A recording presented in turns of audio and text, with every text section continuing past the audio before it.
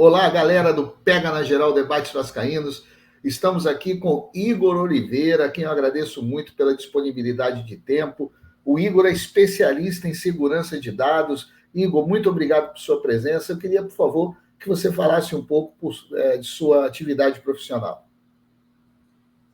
Primeiramente, eu que agradeço também pela entrevista, né?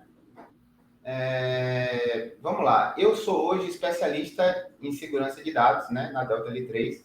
Sou também o instrutor do treinamento de cibersegurança, o FortiGate Expert, esse carinho aqui. É um treinamento online, né, onde a gente trabalha também na área de...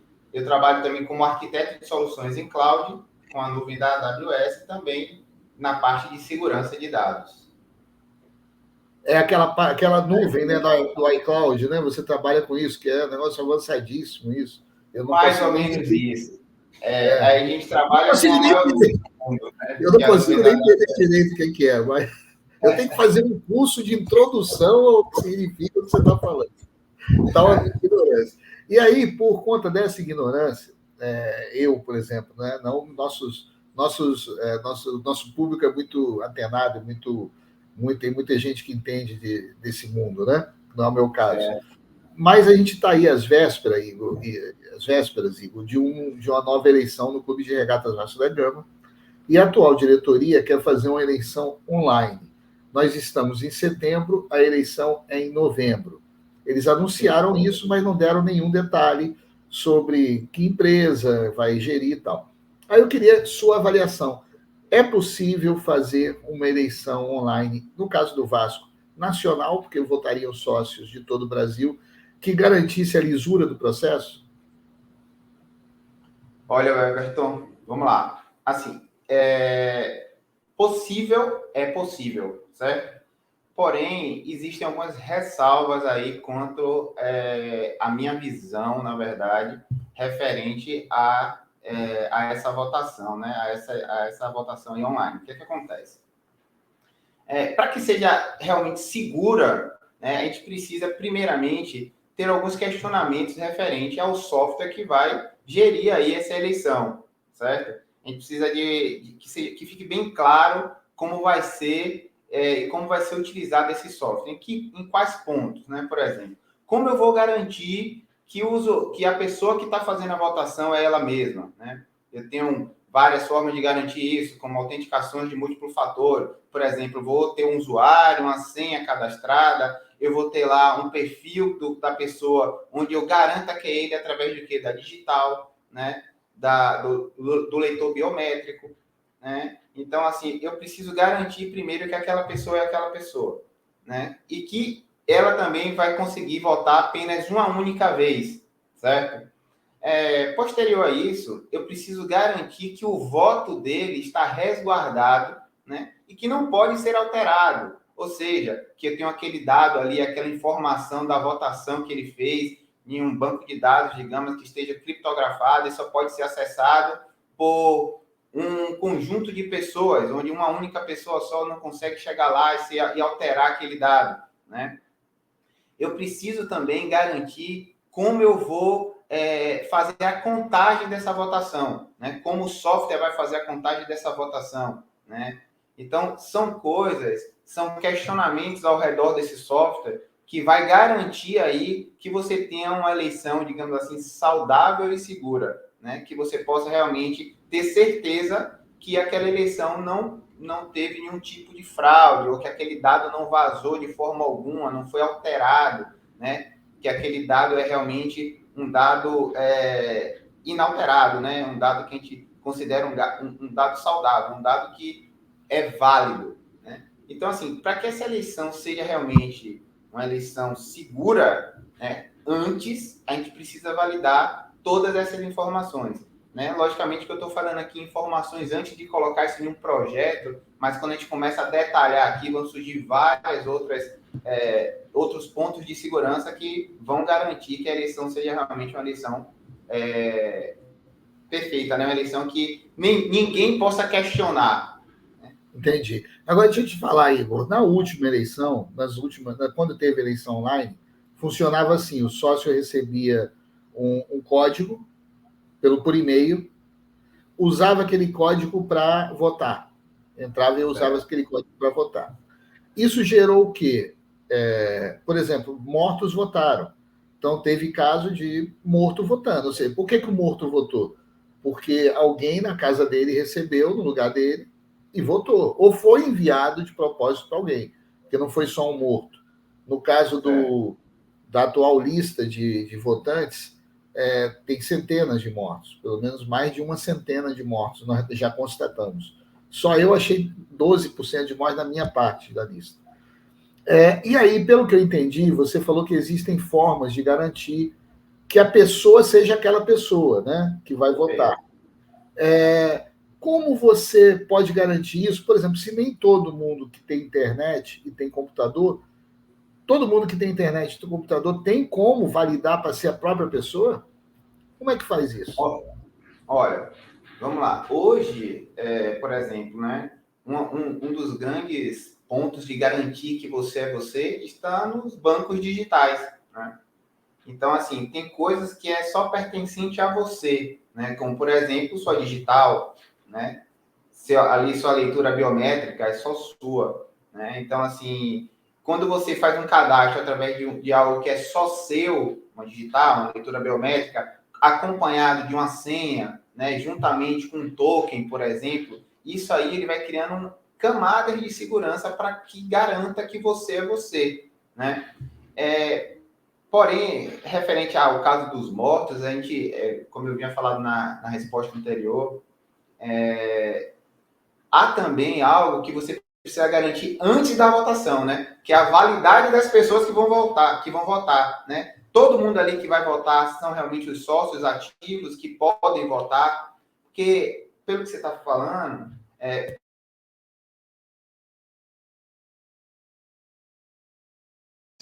seu som caiu, Igor. Seu som caiu.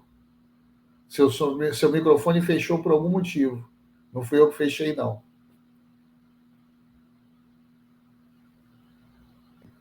Voltou? Pronto, agora voltou. Então, voltando um pouquinho aqui a resposta, né? Como você disse, foram enviados e-mails para várias pessoas que já foram declaradas como mortas, né?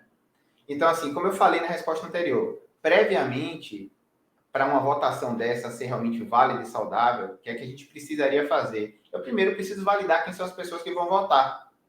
Se essas pessoas existem, se são realmente sócios ativos, né? Então, depois que eu garantir isso, eu vou garantir agora que essas pessoas realmente que vão votar são elas mesmas.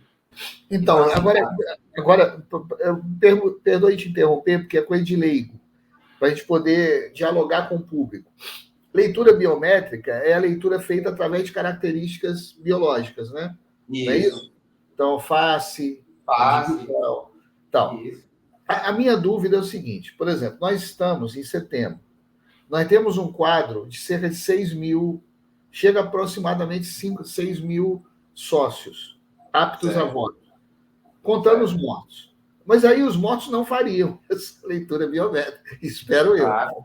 E aí você teria que ter um tempo para passar todos esses 6 mil por um processo desse, de reconhecimento facial, de reconhecimento. Qual é o tempo hábil para isso? Olha, primeiro, eu preciso de tempo hábil para validar a minha lista de que você tem esses 6 mil, né? Primeiro, eu preciso tirar dos 6 mil quem realmente pode votar ou não pode, né? Não, essa então, já é a lista. Essa já é a lista do que a direção diz que está apto a voto. Essa já está, então essa lista aí, digamos, já está apta, né? Não tem nenhum morto nela. Tem morto, pois é, mas depois que. Esse é um problema. Mas morto não vota. Exato. Não, no Vasco vota. No Vasco votou, infelizmente. Então, o problema é esse. O problema é que a gente tem uma diretoria que já divulgou uma lista, dizendo assim, ó, esses sócios estão aptos a voto. Nós descobrimos nessa lista 96 mortos. Fora mais 34 que eu descobri depois. Então, são 120 e poucos mortos. Esses mortos a gente vai impugnar na justiça, e tudo bem. Mas tirando esses mortos que nós vamos impugnar na justiça, nós vamos ter que entrar na justiça mostrando a certidão de óbito, por incrível que pareça, a diretoria diz assim, ó, os vivos estão com direito a voto. Segundo a diretoria, são quase 6 mil com direito a voto, tirando os móveis. Quanto tempo precisaria para fazer essa eleição dessa forma, assim, que garanta que a pessoa que vai votar seja a pessoa né, que exerça, assim, seja reconhecida através desse mecanismo de segurança, essas camadas de segurança que você falou aí? Olha, assim, existem algumas formas aí que você consegue, por exemplo, se o sistema que for fazer a votação tiver um app ali, né, você consegue talvez garantir através de foto e dados, você consegue talvez garantir que essas pessoas façam um cadastro remotamente, né? Tipo, como você faz o seu cadastro no seu banco digital, né? Existem essas possibilidades, mas pela quantidade de pessoas, eu acredito que eu não sei precisar exatamente esse tempo, mas eu acredito que você precisaria aí de uma margem aí de alguns meses aí, talvez, de tempo para que você conseguisse cadastrar todo mundo e validar realmente através do sistema que aquelas pessoas são reais e são as pessoas realmente que eu estou citando na minha lista. Você também vai precisar confrontar isso aí, né? Porque, assim, depois que eu fizer o cadastro, você precisa confrontar que eu sou eu, através do cadastro que eu já tenho com você prévio, certo? Não é só, por exemplo, eu posso meu filho pegar a minha informação e fazer para mim, né? Ele não vai ter o meu voto. Eu sou a pessoa que preciso votar. Então, assim, depois do meu possível cadastro, você vai confrontar as minhas informações que eu fiz através de um app que faça parte desse sistema de votação com a lista que você já tem. Eu vou confrontar esses dados e vou validar que realmente eu sou real e vou autorizar que Igor vote, né? Então, você vai precisar de um tempo para que isso seja realmente validado. Os dados precisam ser confrontados e validados. Então, você vai precisar de algum tempo que eu não consigo precisar, mais alguns meses, eu acredito. Nós estamos em setembro, né? A eleição do Vasco será na primeira quinzena de novembro. Então, setembro, outubro, novembro. Temos 2 meses.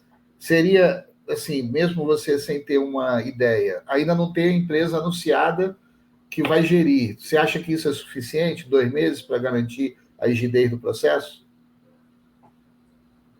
Cara, é complicado afirmar isso, né? Eu não afirmaria. Eu acho que um projeto como esse, ele precisa ele não pode ser tão corrido assim, porque a gente precisa realmente ter... É algo que vai mudar algo importante, né? Sim. É uma votação que vai mudar algo importante no decorrer de uma trajetória. Então, eu acho que eu não faria de forma... Deixa eu perguntar, então, de forma diferente. Se fosse você, digamos, contratado para... você vai ser o diretor executivo desse projeto. E você pode escolher um prazo confortável para, com base num quadro de 6 mil votantes, conduzir uma eleição que seja isenta e honesta. Quanto tempo você diria para o contratante que você precisaria? Mínimo. Eu pediria 6 meses. 6 meses a 8 meses. 6 a 8 meses. 6 meses seria o meu prazo mínimo aí. 6 meses para que eu me sentisse confortável em fazer algo seguro, né? Baseado na equipe que eu tenho, baseado nos profissionais que estão comigo, eu pediria 6 meses aqui, ouvindo tudo que você está me dizendo. Eu pediria 6 meses para ter o conforto de entregar algo seguro. Excelente. Deixa eu te perguntar outra coisa, Igor. Isso aí já é muito esclarecedor. Deixa eu te perguntar outra coisa. Isso bate até com um parecer que foi dado quando, no caso do Flamengo, tentaram fazer eleição online e o perito disse alguma coisa parecida com o que você está dizendo na época. Bom, e no caso do Flamengo foi negada a eleição online, né? Mas o que eu queria perguntar é o seguinte: o Estatuto do Vasco tem, e leve sempre em consideração que são perguntas de leigo, né? O Estatuto do Vasco tem lá de que uma das prerrogativas que deve ser atendida na eleição é o segredo do voto. Ou seja, ninguém pode saber em quem o cara votou. Aí, qual é a minha dúvida de leigo? Eu estou no meu computador aqui. Eu chego, você consegue tempo suficiente para essas camadas de segurança. Faz essas camadas de segurança. Eu provo que sou eu votando. Mas ao redor de mim pode estar minha namorada, meu filho, meus amigos. Você pode fazer uma assembleia e todo mundo. Como é que você não, como é que eu não vejo forma de garantir segredo do voto online, sinceramente. E aí vai minha pergunta de leigo também. Além desse primeiro aspecto, tem o seguinte: não tem esse negócio do IP? A pessoa não consegue, pelo IP, saber em quem você votou? Assim, não, a pessoa consegue saber pelo IP quem é você. Agora, quem você votou está atrelado ao sistema que vai fazer a votação. Então, assim, eu sou o gestor do sistema. Quando você votar, eu consigo saber aonde você votou, né? De onde você votou, aonde você está. Por exemplo, você votou da sua casa, né? Através do seu IP da sua casa, né? Do IP do seu provedor, né? Eu consigo saber aonde você está. Porém, existe um processo para até chegar a isso, né? Agora, em quem você votou, isso está atrelado à segurança do sistema, né? Se você votou e contou, aí você contou para as pessoas. Você fez aquela cúpula ali e contou quem você votou. Agora, quem você votou no sistema, né? Ali é aí onde está essa base de segurança. Né? Por exemplo, você votou. Quem você votou no sistema, que você votou naquela pessoa no sistema, outras pessoas não podem saber que foi você que votou. Obviamente, o administrador do sistema vai saber, né? Mas outras pessoas não vão saber. Por exemplo, o seu voto está criptografado depois que você votou. Então, ninguém vai saber que foi você, né? Ou que voto é aquele, né? Então, é um pouco diferente isso. O sistema ele pode garantir que ninguém saiba quem você votou, mas de onde você votou é o que está relacionado ao seu endereço IP. Não, mas de onde eu votei Então, não tem assim, problema. pode Agora, acontecer que o sistema garante. Porém, você precisa de um prazo estendido para que você tenha segurança para fazer isso. exige também um prazo, né? E o administrador desse sistema, em última análise, pode descobrir quem você votou, pelo que você está dizendo. Ó, eu vou falar algo que é pessoal. Né? Sim. Eu acredito que não exista sistema 100% seguro. Certo? Eu trabalho com segurança. Então, eu trabalho com segurança e alguém precisa saber. Sempre alguém precisa saber. E onde existe a intervenção humana, existe a possibilidade de erro. Claro. Porque o humano é falho. Então, assim, por mais seguro que eu implante esse sistema para você, alguém tem que ter acesso. Por exemplo, como é que eu vou saber fazer a contagem dos votos depois? Eu sou administrador do sistema, em algum determinado momento eu preciso saber, eu preciso entender, eu preciso ver aquilo, entendeu? Então, assim, além de tudo, tem que ter coisas que consigam, por exemplo, no momento da contagem, ter mais de uma pessoa de oposição, digamos assim, né? Várias oposições ali para validar aquela contagem, já que vai ser online, né? Ou você confiar 100% na empresa. Então, assim, a falha está nisso. E você confiar 100% na empresa, né? Diferente, por exemplo, de um voto impresso, que está todo mundo vendo a votação e depois todo mundo vai contar junto. Entendi. Entendeu? Entendi. Então, o online, você vai ter que confiar em alguém. Eu posso concluir com base no que você disse. E aí você fica à vontade para dar a resposta que você se sentir confortável para dar. Como a gente falou nos bastidores, você vai dar a sua opinião, independentemente da minha desconfiança prévia desse processo, que eu já tenho. Eu posso concluir que com 2 meses, com menos, na verdade, de 2 meses, porque a eleição parece estar prevista para o dia 11, nós estamos no dia 19 de setembro. Com menos de 2 meses, para o dia 11 de novembro, né? Então, setembro, outubro, novembro. Com menos de 2 meses, seria, no mínimo, muito arriscado uma eleição online para que se considere rígida e segura? Uma eleição online nacional? Eu, falando por mim, eu sendo gerente desse projeto, eu não daria o prazo de 2 meses. Eu não executaria o prazo, eu não executaria essa eleição em 2 meses. Se vocês tentassem me contratar para fazer isso aí, eu não aceitaria. Porque eu não conseguiria te entregar algo que eu confio. Entendi. E levando em conta, Igor, que nas últimas eleições não teve nenhuma dessas camadas de segurança. Não teve biometria nenhuma. Então, e é tanto que morto votou, né? Morto votou, que é sempre uma coisa, uma renda. Hã?